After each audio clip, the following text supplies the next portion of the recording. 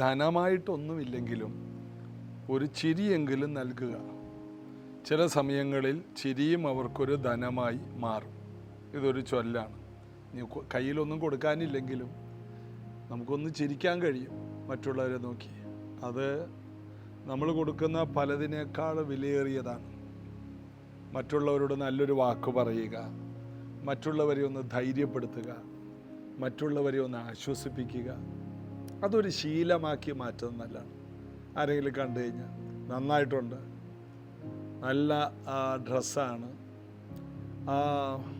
നീ അങ്ങോട്ട് ക്ഷീണിച്ചു പോയല്ലോ എന്ന് പറയുന്നതിനേക്കാൾ നന്നായിട്ട് ആരോഗ്യമായിട്ട് ഇരിക്കുന്നുണ്ടല്ലോ, അങ്ങനെ ഒരു പോസിറ്റീവ് എനർജി കൊടുക്കാനും ചിലരെ നോക്കി ചിരിക്കാനും ഒക്കെ കഴിയുന്നത് വലിയ അനുഗ്രഹമാണ്. ഞാൻ ഒരിക്കൽ വായിച്ച ഒരു ചരിത്രത്തിൽ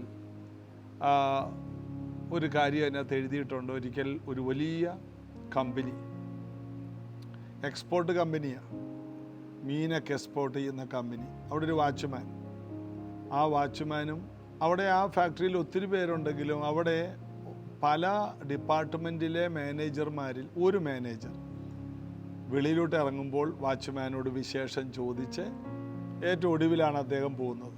എന്നാൽ വീട്ടിലെ വിശേഷമൊക്കെ തിരക്കും, പിള്ളേരെന്തുണ്ട്, ഒന്ന് ചിരിച്ച് അങ്ങനെ പോകും. വേറെ ആരും ഇദ്ദേഹത്തെ ശ്രദ്ധിക്കാറില്ല. എന്നാൽ ഒരു ദിവസം ഈ മാനേജർ ഏറ്റവും ഒടുവിലാണെന്ന് പോകാൻ നേരത്ത് ഈ കോൾഡ് സ്റ്റോറേജ്, മീനിൻ്റെ എക്സ്പോർട്ട് കമ്പനിയാണല്ലോ, അതിനകത്ത് കോൾഡ് സ്റ്റോറേജിനകത്ത് കയറിയപ്പോൾ അറിയാതെ അകത്ത് നിന്ന് ലോക്ക് വീണു. ഇത് തുറക്കാൻ പറ്റുന്നില്ല. മാത്രമല്ല അവിടുത്തെ തണുപ്പെന്ന് പറയുന്നത് മൈനസ് ഡിഗ്രിയാണ്. കുറച്ച് കഴിഞ്ഞപ്പോൾ അദ്ദേഹത്തിൻ്റെ ശരീരമെല്ലാം മരവിച്ച് അദ്ദേഹം അവിടെ താഴെ വീണു. ഇനി രക്ഷയില്ലെന്ന് അദ്ദേഹത്തിന് മനസ്സിലായി. ഇങ്ങനെ ഇരിക്കുമ്പോൾ കുറേ ആയിട്ടും സാറിനെ കാണുന്നില്ലല്ലോ. വാച്ച്മാനെ ഇതേ ചിന്ത, സാറിന് എന്താ കാണാത്തത്? കാരണം സാർ എല്ലാ ദിവസവും വന്ന് എന്നോട് വിശേഷം ചോദിച്ച് സാറ് എൻ്റെ കാര്യങ്ങളൊക്കെ തിരക്കി ഒന്ന് ചിരിച്ച് കടന്നു പോകുന്നൊരു മനുഷ്യനാണ്. ഇന്ന് സാറിനെ കണ്ടില്ല. അകത്തോട്ട് ചെന്നു, അവിടെ എല്ലാം നോക്കി, കാണുന്നില്ല. കോൾഡ് സ്റ്റോറേജിൻ്റെ ആ ഗ്ലാസ്സിൽ കൂടി നോക്കുമ്പോൾ ഇദ്ദേഹം അവിടെ വീണ് കിടക്കുന്നു. ഉടനെ അദ്ദേഹം തുറന്ന് അദ്ദേഹത്തെ പുറത്തു കൊണ്ടുവന്നു, രക്ഷിച്ചു, ആശുപത്രിയിൽ കൊണ്ടുപോയി. എങ്ങനെ ഇത് സംഭവിച്ചു? നല്ല വാക്കുകൾ, നല്ല ഒരു ചിരി. ഇനി ഒന്നും കൊടുത്തില്ലെങ്കിലും ഒരാളെ നോക്കി ചിരിക്കാൻ, അത് രക്ഷിക്കപ്പെട്ട ദൈവമക്കൾ മാത്രമല്ല, ആരോടും ഒരു നല്ല വാക്ക് പറയാൻ, അതൊരു പരിശീലനം നമ്മുടെ ജീവിതത്തിൽ ഉണ്ടാകണം. എനിക്കത് വളരെ കുറവായിരുന്നു. ഈ ദിവസങ്ങളിൽ അതിനു വേണ്ടി ഒരു പരിശ്രമം നടത്തുന്നു. നമുക്ക് ഒരുമിച്ച് ഒരു ചിരി സമ്മാനിക്കുക, ഒരു നല്ല വാക്ക്, ഒരു വിശേഷം ചോദിക്കുക. ആദ്യമായിട്ട് കണ്ട ഒരാളാണെങ്കിൽ പോലും നമുക്കത് ചെയ്യാം. നമ്മൾ കൂടുതൽ നോക്കുന്നത് എങ്ങനെ സുവിശേഷം അറിയിക്കുക എന്നാണ്. എന്നാൽ സുവിശേഷം അറിയിക്കുന്നതിന് മുമ്പ് ഒരു ഗ്രൗണ്ട് വർക്ക് നമുക്ക് ചെയ്യണം. ഒരു അവസരം ഉണ്ടാക്കണം. നമ്മളൊരു പാലം പണിയണം മറ്റുള്ളവരുമായിട്ട്. ഒരു പാലം, നമ്മളെപ്പോഴും ഒരു അതിരുണ്ടാക്കി വെക്കുകയാണ്.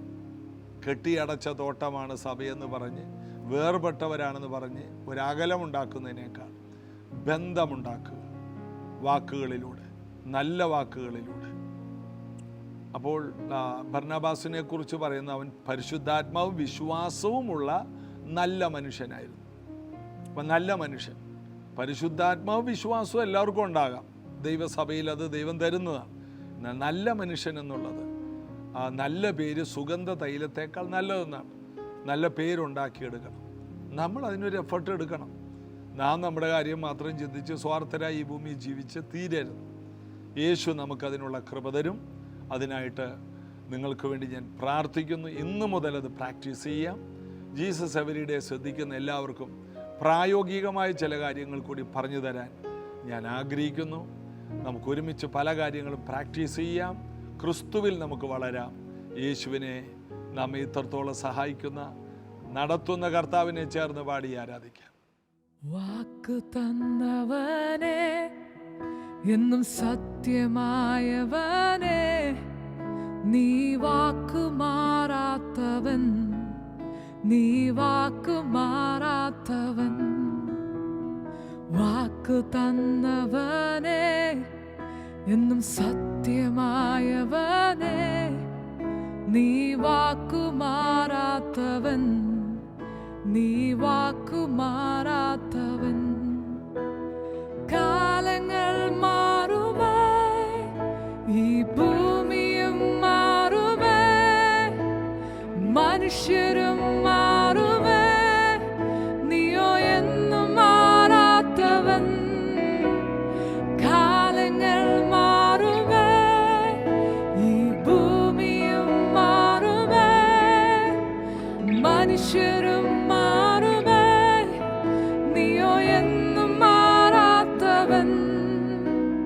വാക്ക് തന്നവനെ, എന്നും സത്യമായവനെ, നീ വാക്കുമാറാത്തവൻ, നീ വാക്കുമാറാത്തവൻ. വാക്കു തന്നവനെ, എന്നും സത്യമായവനെ, നീ വാക്കുമാറാത്തവൻ, നീ വാക്കുമാറാത്തവൻ. കാലങ്ങൾ മാറുമേ, ഈ ഭൂമിയും മാറുമേ, മനുഷ്യരും മാറുമേ, നീയോ എന്നും മാറാത്തവൻ. കാലങ്ങൾ മാറുമേ, ഈ ഭൂമിയും മാറുമേ, മനുഷ്യരും മാറുമേ, നീയോ എന്നും മാറാത്തവൻ. കാലങ്ങൾ മാറുമേ, ഈ ഭൂമിയും മാറുമേ, മനുഷ്യരും മാറുമേ, നീയോ എന്നും മാറാത്തവൻ.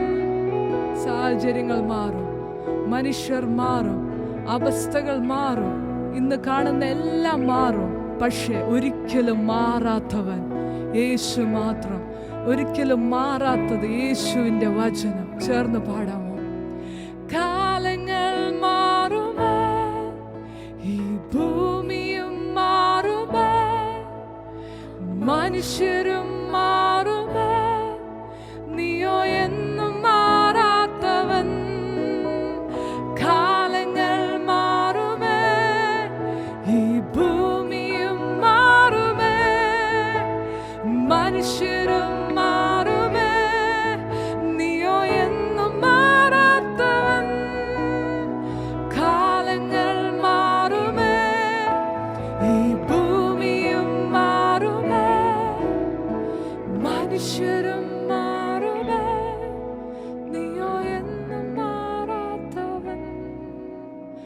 വാക്കു തന്നവനെ, എന്നും സത്യമായവനെ, നീ വാക്കുമാറാത്തവൻ, നീ വാക്കുമാറാത്തവൻ. ഇന്ന് ഈ മാസത്തിൻ്റെ ഒടുവിലത്തെ ദിവസമാണ്.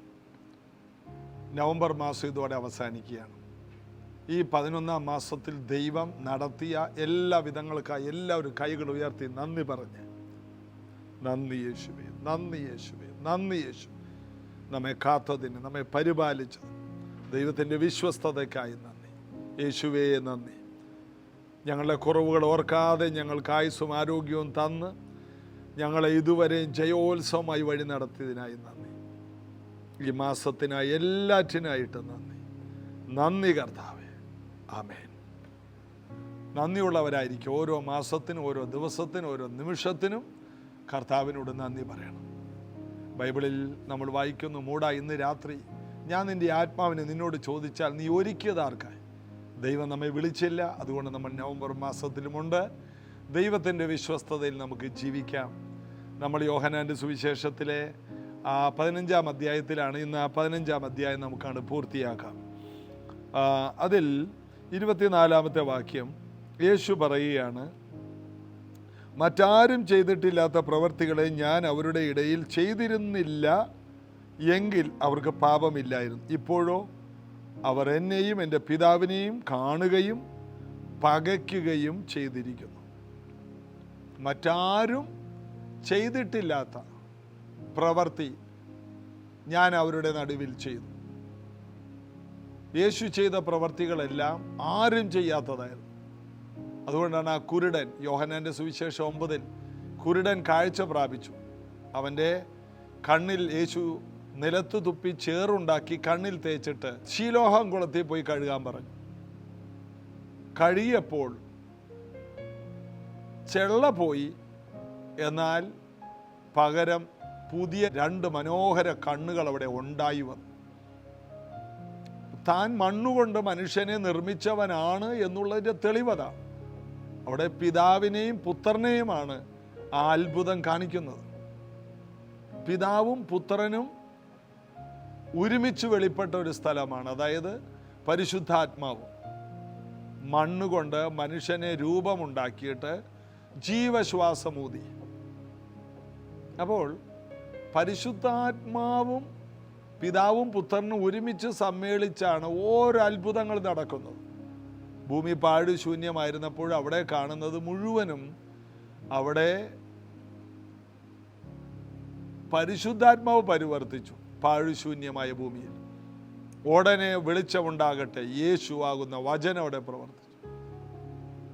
അങ്ങനെ പിതാവും പുത്രനും പരിശുദ്ധാത്മാവ് ഒരുമിച്ച് സമ്മേളിക്കുന്നിടത്തെല്ലാം അത്ഭുതമുണ്ട്. ഒരത്ഭുതമുണ്ടെങ്കിൽ അതിൻ്റെ പുറകിൽ പിതാവും പുത്രനും പരിശുദ്ധാത്മാവും ഉണ്ട് എന്നുള്ളതിൻ്റെ തെളിവാണ്. യേശു പറയാണ്, ആരും ചെയ്തിട്ടില്ലാത്ത, അല്ലെങ്കിൽ ഇങ്ങനെയാണ് വായിക്കുന്നത്, മറ്റാരും ചെയ്തിട്ടില്ലാത്ത പ്രവർത്തികളെ ഞാൻ അവരുടെ ഇടയിൽ ചെയ്തിരുന്നില്ല എങ്കിൽ അവർക്ക് പാപമില്ലായിരുന്നു. ഇപ്പോൾ അവർക്ക് പാപമുണ്ടെന്ന്. അതായത് ബൈബിളിൽ നമ്മൾ കോരസീനയെ കുറിച്ച് യേശു പറയുന്ന ഒരു ഭാഗമുണ്ട്. അത് ഞാനിപ്പോൾ ഇവിടെ വായിക്കാം. കോരസീനെ, ഹാ നിനക്ക് കഷ്ടം. അത് മത്തായിയുടെ സുവിശേഷം 11-ാം അധ്യായത്തിലും 11:22 അതിൽ പറയുന്നത്, കോരസീനെ നിനക്ക് ഹാ കഷ്ടം, ബേത്സയിദേ നിനക്ക് ഹാ കഷ്ടം, നിങ്ങളിൽ നടന്ന വീര്യപ്രവർത്തികൾ സോരിലും സീദോനിലും നടന്നിരുന്നെങ്കിൽ അവർ പണ്ട് തന്നെ രട്ടിലും വെണ്ണീരിലും മാനസാന്തരപ്പെടുമായിരുന്നു. അത്ഭുതങ്ങൾ നടക്കുമ്പോൾ അവിടെ വെളിപ്പെടുന്നത് ദൈവമാണ്. ഒരത്ഭുതം നടക്കുന്നുണ്ടെങ്കിൽ അവിടെ ദൈവമുണ്ടെന്നാണ് അതിൻ്റെ തെളിവ്. അപ്പോൾ ആരും ചെയ്തിട്ടില്ലാത്ത പ്രവർത്തികളെ ഞാൻ നിങ്ങളുടെ ഇടയിൽ ചെയ്തിരുന്നില്ലെങ്കിൽ നിങ്ങൾക്ക് പാപമില്ലായിരുന്നു. ഇപ്പോൾ ഞാൻ ചെയ്തു പോയി. ഇപ്പോൾ കോരസിനെ, ബേത്സയിദേ നിനക്ക് കഷ്ടം. കാരണം നിങ്ങളിൽ നടന്ന വീര്യപ്രവർത്തികൾ വേറെ എവിടെയെങ്കിലും സോദോമിൽ നടന്നിരുന്നെങ്കിൽ അവർ പണ്ടേ മാനസാന്തരപ്പെടുമായിരുന്നു. ബേത്സയിദേ അല്ലെങ്കിൽ കഫർനഹൂമേ, ഹാ നിങ്ങൾക്ക് കഷ്ടം. ഇപ്പം കഫർനഹൂം എന്ന് പറഞ്ഞാൽ ഭയങ്കര നല്ല പട്ടണമായിരുന്നു. നീ സ്വർഗത്തോളം ഉയർന്നിരിക്കുമോ, നീ പാതാളത്തോളം താഴ്ന്നു പോ. യേശു പറഞ്ഞു, നിന്നിൽ നടന്ന പ്രവർത്തികൾ വേറെ എവിടെയെങ്കിലും നടന്നിരുന്നേ അവർ പണ്ടേ മാനസാന്തരപ്പെടുമായിരുന്നു. അപ്പോൾ ഓരോ ദൈവപ്രവൃത്തി നടക്കുമ്പോഴും നമ്മൾ ദൈവത്തെ ഭയപ്പെടണം. ഓരോ അത്ഭുതം നടക്കുമ്പോഴും വാസ്തവമായിട്ട് ദൈവം ഇവിടെ ഉണ്ട് എന്ന് പറഞ്ഞ്. അവിടെ യാക്കോബ് സൂര്യൻ അസ്തമിച്ചപ്പോൾ ബേർശേബയിൽ കിടന്നുറങ്ങുമ്പോൾ ഒരു സ്വപ്നം കണ്ടു. രാവിലെ എഴുന്നേറ്റിട്ട് അവൻ, ഈ സ്ഥലം എത്ര ഭയങ്കരം, ഞാനത് അറിഞ്ഞില്ല, യഹോവ ഈ സ്ഥലത്തുണ്ട്. എന്നിട്ട് അവനവിടെ നേർച്ച നേർന്നു. ഒരു കല്ലെടുത്ത് തലയ്ക്ക് കീഴെ വെച്ച് കിടന്ന കല്ലെടുത്ത് നേരെ വെച്ച് അതിൻ്റെ മുകളിൽ അവൻ എണ്ണയൊഴിച്ചു. ഞാൻ തിരിച്ചു വരുമ്പോൾ ഇവിടെ ഒരു ആലയം പണിയും. ബഥേൽ, ദൈവത്തിൻ്റെ ഭവനം, ദൈവത്തിൻ്റെ ആലയം എന്ന പേര് അവിടെ വരികയാണ്. നേരത്തെ ആ സ്ഥലത്തിന് ലൂസ് എന്നായിരുന്നു പേര്. ഈ സ്ഥലം എത്ര ഭയങ്കരം. ഒരു ദൈവപ്രവൃത്തി, ഒരു സ്വപ്നം കണ്ടേ ഉള്ളൂ. യാക്കോബിന് മനസ്സിലായി ഇവിടെ ദൈവമുണ്ട്. ഒരു സ്വർഗീയ സ്വപ്നം കണ്ടാൽ, ഒരു നല്ല വെളിപ്പാട് കണ്ടാൽ, ഒരു ദർശനം കണ്ടാൽ, അന്യഭാഷ പറയുന്നുണ്ടെങ്കിൽ ദൈവമുണ്ടെന്നുള്ളതിൻ്റെ തെളിവാണ്. നാം പറയുന്ന അന്യഭാഷ കുറച്ച് കഴിയുമ്പോൾ അത് തമാശ ഭാഷയല്ല, ഇത് ദൈവപ്രവൃത്തിയാണ്. നമ്മുടെ മേൽ അതുകൊണ്ട് ഭയപ്പെടണം. നമ്മിൽ കുറേ അത്ഭുതങ്ങൾ നടക്കുന്നുണ്ട്. നമ്മൾ ഏതോ വലിയ അത്ഭുതത്തിന് വേണ്ടി കാത്തിരിക്കുകയാണ്. ഉള്ള അത്ഭുതത്തിനായിട്ട് ദൈവത്തെ ഭയപ്പെടുക. നിന്നിൽ നടന്ന വീര്യപ്രവർത്തികൾ വേറെ എവിടെയെങ്കിലും നടന്നിരുന്നെങ്കിൽ അവർ പണ്ടേ മാനസാന്തരപ്പെടും. അപ്പോൾ മാനസാന്തരപ്പെടേണ്ടത് എവിടെയാണ്? ഭയപ്പെടേണ്ടത് എവിടെയാണ്? ദൈവഭയം ഉണ്ടാകേണ്ടത് അത്ഭുതങ്ങൾ നടക്കുമ്പോഴാണ്. ശമരിയ പട്ടണത്തിൽ ഫിലിപ്പോസ് എന്നപ്പോൾ അവിടെയുള്ള മന്ത്രവാദികൾ വരെയും പേടിച്ച് സ്നാനപ്പെട്ട് ഫിലിപ്പോസിനോട് ചേർന്നു എന്നാണ് അപ്പോസ്തല പ്രവൃത്തി 8-ാം അധ്യായം വായിക്കുമ്പോൾ കാണുന്നത്. ഫിലിപ്പോസ് അവിടെ ചെന്നപ്പോൾ ഭയങ്കര അത്ഭുതങ്ങൾ കണ്ട് പേടിച്ചു പോയി. അപ്പം അത്ഭുതങ്ങൾ കൊണ്ട് പേടിപ്പിക്കുന്ന കർത്താവാണ്. പത്രോസിൻ്റെ ജീവിതകാലത്ത് ഒരിക്കലും കാണാത്ത മീൻകൂട്ട് അവൻ്റെ വള്ളത്തിലും വലയിലും കയറി അവൻ്റെ കൂട്ടുകാരുടെ വള്ളത്തിലും നിറച്ചു കൊടുത്തു. അവന് പേടിച്ചു പോയെന്നാണ്. അവൻ പാപിയായ മനുഷ്യനാണ് എന്ന് അവന് മനസ്സിലായി. പാപബോധമുണ്ടായി. വലിയ അത്ഭുതങ്ങൾ നടക്കുമ്പോൾ അത് എൻ്റെ മിടുക്കാണെന്ന് വിചാരിച്ച് ആരും ചെയ്യരുത്. അവിടെ പാപബോധം ഉണ്ടാകണം. നിങ്ങൾ ആരെങ്കിലും പ്രാർത്ഥിച്ചിട്ട് രോഗി സൗഖ്യമാകുമ്പോൾ അവിടെ നമ്മൾ മുട്ടുകുത്തി കരയണം. അതൊരു വലിയ ദൈവപ്രവൃത്തിയാണ്. അത്ഭുതത്തെ അത്ഭുതമായി കാണണം. അത്ഭുതങ്ങൾ സ്ഥിരമായിട്ട് നടക്കുമ്പോൾ ഇസ്രായേൽ മക്കൾക്ക് പറ്റിയതുപോലെ ആകരുത്. ആദ്യം മന്ന പെയ്തപ്പോൾ അവർ പറഞ്ഞു തേൻ ചേർത്തുണ്ടാക്കിയ ദോശയെന്ന്. കുറച്ച് കഴിഞ്ഞപ്പോൾ എണ്ണ ചേർത്തുണ്ടാക്കിയ ദോശയെന്ന് പറഞ്ഞു. ഇപ്പോൾ പഴയ പോലെ ആ തേനിൻ്റെ ടേസ്റ്റ് അവർക്ക് തോന്നുന്നില്ല. കുറച്ച് കഴിഞ്ഞപ്പോൾ ചോദിക്കുകയാണ്, ഈ വെറും മന്ന ഞങ്ങൾക്ക് എന്തിനാണ്?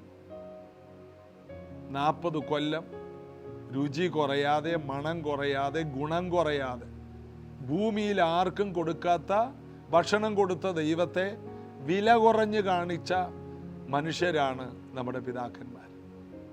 ഒരു വിലയും അവർ കൽപ്പിച്ചില്ല.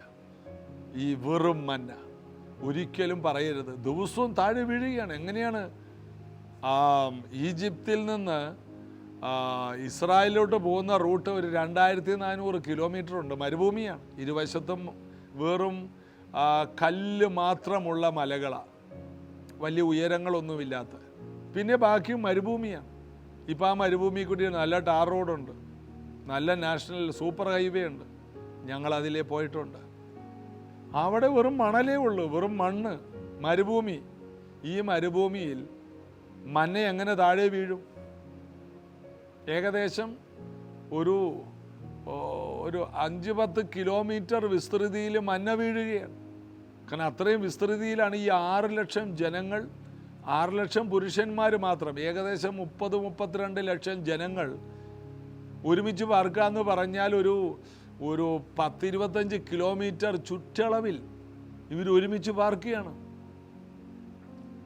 ഇവർ പാർക്കുന്നിടത്ത് താഴെ വീഴുകയാണ് മന്ന. താഴെ ആദ്യം മഞ്ഞ് പെയ്യും. മഞ്ഞ് പെയ്തിട്ട് അതിൻ്റെ മുകളിൽ മന്ന പെയ്യും. നേരെ മന്ന താഴെ വീണ് കഴിഞ്ഞാൽ പിന്നെ അവർക്ക് മണ്ണ് കടിക്കും. നമുക്കറിയാം, നമ്മുടെ ഇഡ്ഡലിയിലോ ദോശയിലോ ഒരു ചെറിയ മണ്ണ് കടിച്ചാൽ പിന്നെ നമ്മളത് കഴിക്കില്ല. ഒരു മണ്ണ് അതിനകത്തില്ല. എന്തു വലിയ വീര്യപ്രവൃത്തിയായിരുന്നു അത്. ശക്തന്മാരുടെ ഭോജനത്താൽ ദൈവം പോഷിപ്പിച്ചു. മല്ലന്മാരുടെ ഭോജനത്താൽ, സ്വർഗത്തിലെ അപ്പം കൊണ്ട് പോഷിപ്പിച്ചു. അവർക്ക് ആ അത്ഭുതം അവസാനം വരെ അത്ഭുതമായിട്ട് തോന്നിയില്ല.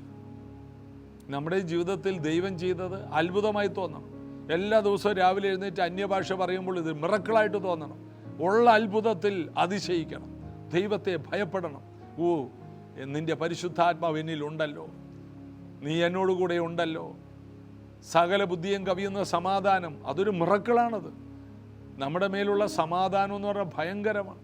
കിടന്ന നല്ല ഉറക്കമാണ്. നാളെക്കുറിച്ച് പേടി വരുന്നില്ല. സാധാരണ മനുഷ്യനെ പോലെ നിരാശപ്പെടുന്നില്ല. അതൊരു അത്ഭുതമാണ്. ഇതിനെല്ലാം ദൈവത്തിന് നന്ദി പറയണം. ദൈവം തരാത്തതിനെ കുറിച്ച് പരാതി പറഞ്ഞ് സമയം കളയാതെ തന്നതിനെ ഓർത്ത് നന്ദി പറഞ്ഞ് ദൈവത്തെ ഭയപ്പെടണം. മഞ്ഞ പെയ്യുന്നതിന് മുമ്പ് മഞ്ഞ് പെയ്യും. മഞ്ഞ് പെയ്ത് ഐസ് കൊണ്ട് ആ മണലിൻ്റെ മീതെ ഒരു പാട ഉണ്ടാകും. ഈ മഞ്ഞിൻ്റെ മുകളിൽ മഞ്ഞ പെയ്യും. അതിൻ്റെ മുകളിൽ വീണ്ടും മഞ്ഞ് പെയ്യും. 2 പ്ലേറ്റിട്ട് ഈ മഞ്ഞ മൂടി വെച്ചതുപോലെ. എന്നിട്ട് മുകളിലത്തെ മഞ്ഞ് മാറ്റിയിട്ട് ഇവർ ഈ മഞ്ഞ പെറുക്കിയെടുക്കും. 30 ലക്ഷം ജനങ്ങൾ മഞ്ഞ പെറുക്കിയെടുക്കും. ഏറെ പെറുക്കിയവന് ഏറെയും, കുറേ പെറുക്കിയവന് കുറേയും കണ്ടില്ലെന്ന്. എത്ര പെറുക്കി അകത്തുകൊണ്ട് വരുന്നത് എല്ലാവർക്കും ജീവിക്കാനുള്ളത് അതിനകത്തുണ്ടാകും. കുറേ പെറുക്കി വെച്ചവന് കുറേ കണ്ടില്ല, കുറച്ച് പെറുക്കിയവന് കുറവും കണ്ടില്ല. ചിലർ 2-3 പ്രാവശ്യമേ പെറുക്കാൻ പറ്റിയുള്ളൂ. അവൻ വീട്ടിൽ കൊണ്ടുവന്നപ്പോൾ നിറഞ്ഞിരിപ്പുണ്ട്. ചിലർ നാളത്തേക്ക് പെറുക്കി വെച്ചു, അത് കിർമിച്ചും പോയി. എന്തൊരു മിറക്കിളാണ്. മാത്രമല്ല അവസാനത്തെ ദിവസം അല്ലെങ്കിൽ ശാപത്തിൻ്റെ തലേ ദിവസം അവർക്ക് ഇരട്ടി പെറുക്കാം, അത് ചീത്തയാവില്ല. ശാപത്ത് ദിവസം പെറുക്കാൻ ചെന്നത് കാണൂല. ഇസ്രായേൽ മക്കൾ 40 വർഷം ഈ ഒരു അനുഭവത്തിൽ കൂടി പോയി. അങ്ങനെയാണ് ശബത്ത് എന്ന സംവിധാനം ദൈവം കൊണ്ടുവന്നത്. ഒരു ദിവസം നിങ്ങൾ വിശ്രമിക്കണം, പെറുക്കാൻ പോകരുത്. നിങ്ങൾക്ക് കഴിക്കാനുള്ളത് അന്ന് തന്നിരിക്കും. അന്നത്തെ ദിവസം അവർക്കൊരു കുറവില്ല, അന്നത്തെ ഒന്നും കിർമിച്ചു പോകുന്നില്ല. ദൈവത്തോടുകൂടെ സമയം ചെലവഴിക്കുന്ന, മുന്തിരിവള്ളിയുടെ കൂടെ കൊമ്പുകൾ ഒരുമിച്ചിരിക്കുന്ന സിസ്റ്റം, വിശ്രമിക്കുന്ന, ദൈവത്തിൽ വിശ്രമിക്കാൻ പഠിക്കണം. അത്ഭുതങ്ങൾ കണ്ട് സ്തോത്രം ചെയ്യണം. അന്നത്തെ ദിവസം ദൈവം ചെയ്ത ഉപകാരങ്ങളെ ഓർത്ത് നന്ദി പറയണം, മറ്റുള്ളവരോട് ഇത് പറയണം, ദൈവത്തെ പാടണം, സ്തുതിക്കണം.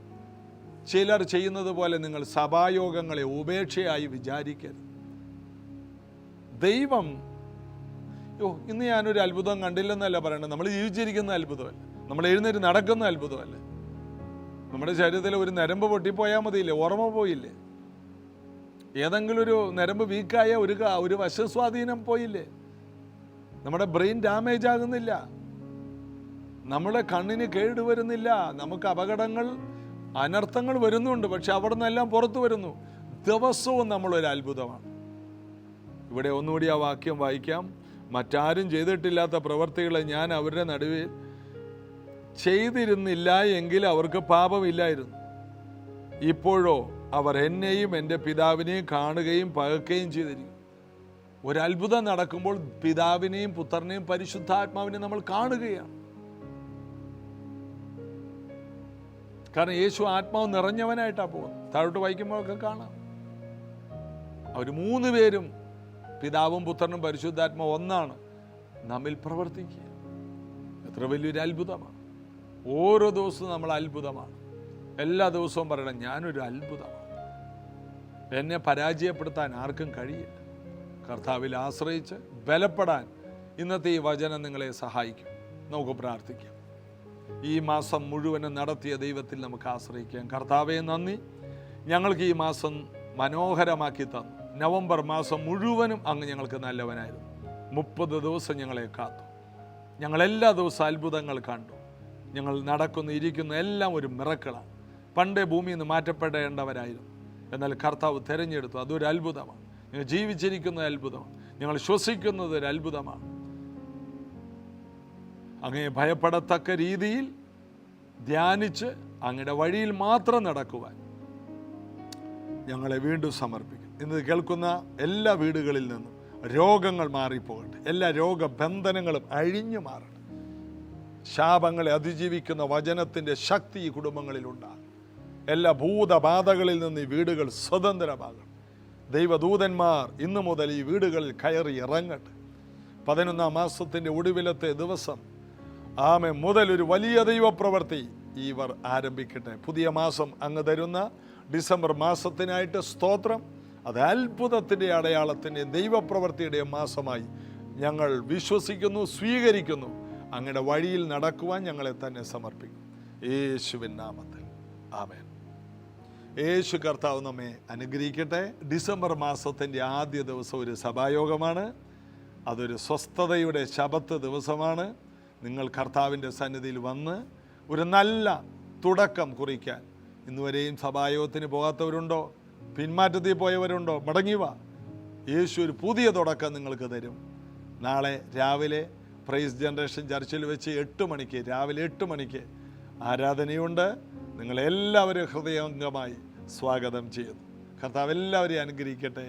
God bless you.